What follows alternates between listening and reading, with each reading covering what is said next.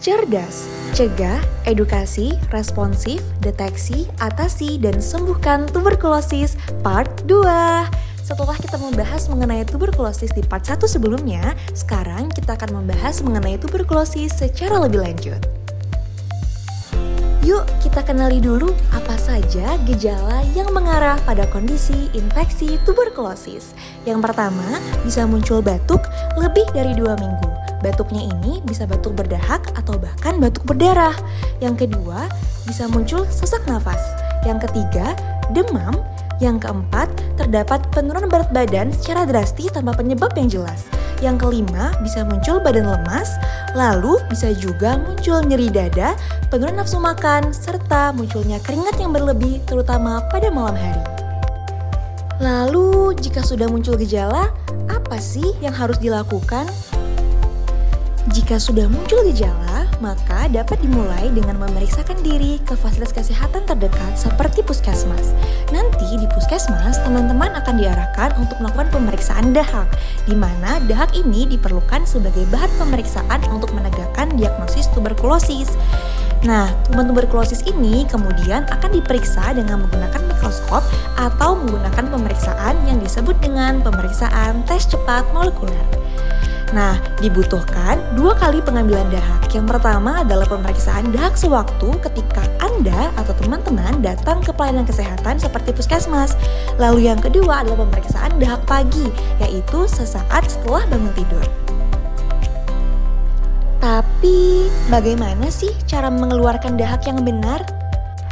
Cara pengeluaran dahak yang benar dapat dimulai dengan menarik nafas dalam sebanyak 3 kali, lalu sentakkan untuk mengeluarkan dahak dari paru-paru.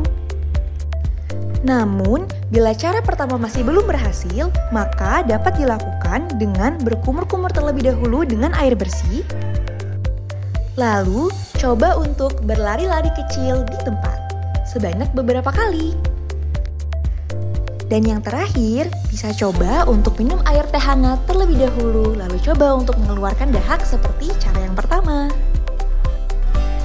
Perlu diingat bahwa untuk memastikan dahak yang keluar merupakan dahak yang benar, yaitu dilihat dari warnanya. Di mana apabila warna dahak tersebut berwarna putih kekuningan atau kehijauan dan lebih kental daripada air liur, maka dahak yang dikeluarkan sudah benar. Selanjutnya, dahak yang sudah dikeluarkan dan ditampung di dalam pot dahak yang sudah diberikan oleh petugas kesehatan sebelumnya, jangan lupa untuk dikembalikan ke petugas kesehatannya ya. Dan selanjutnya, cuci tangan 6 langkah dengan menggunakan sabun dan air mengalir setelah pengumpulan dahak.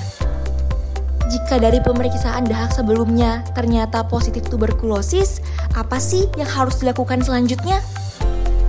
Untuk mengatasi tuberkulosis, cara yang dapat dilakukan yaitu mengobatinya sampai dengan tuntas. Di mana pengobatan tuberkulosis ini, terutama tuberkulosis paru, memakan waktu minimal selama 6 bulan. Pada 2 bulan pertama dikenal sebagai fase intensif, di mana pada fase ini obat-obatan yang diberikan akan digunakan untuk membunuh bakteri dan meminimalisir efek dari penyakit yang muncul akibat bakteri yang ada. Serta pada fase ini harus minum obat setiap hari ya. Adapun obatnya dikenal dengan obat yang berwarna merah. Lalu, untuk 4 bulan selanjutnya biasanya dikenal sebagai fase lanjutan. Di fase ini, obat-obatan ini digunakan untuk membunuh sisa-sisa bakteri dan mencegah kekambuhan akibat infeksi tuberkulosis yang terjadi. Pada fase ini, minum obatnya sebanyak 3 kali dalam seminggu ya. Biasanya, obat-obatan yang digunakan dikenal sebagai obat yang berwarna kuning. Terdapat beberapa efek samping dari meminum obat anti tuberkulosis. Di antaranya terdapat efek samping ringan, yaitu mual muntah, rasa terbakar, kesemutan kaki dan tangan, kencing berwarna merah, mengantuk, serta nyeri sendi atau pegal-pegal. Untuk efek samping beratnya, bisa didapatkan ruam kulit, pusing berputar, penyakit kuning tanpa riwayat infeksi hati, gangguan penglihatan, dan volume BAK berkurang. Apabila efek samping obat dirasa mengganggu, segera periksa kembali ke dokter untuk dilakukan evaluasi pengobatan. Jangan berhenti minum obat tanpa instruksi dari dokter ya. Memangnya, apa yang dapat terjadi jika berhenti minum obat sebelum waktunya? Yang pertama, TB tidak dapat sembuh dan kemudian dapat menular ke orang lain. Yang kedua, kuman TB menjadi kebal, sehingga pengobatan berikutnya dapat lebih mahal dan lebih lama. Yang ketiga, kuman TB yang kebal dapat ditularkan ke orang lain dengan status kebal obat. apakah tuberkulosis dapat sembuh?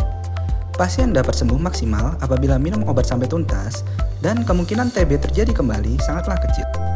Ada beberapa cara untuk mencegah tuberkulosis. Yang pertama, dengan menggunakan masker, menerapkan etika batuk atau bersin, menjaga jarak dengan pasien tuberkulosis, mencuci tangan, makan makanan bergizi, dan rutin berolahraga. Itulah beberapa informasi seputar tuberkulosis yang harus teman-teman ketahui ya. Semoga bermanfaat dan sampai jumpa di video edukasi berikutnya. Terima kasih.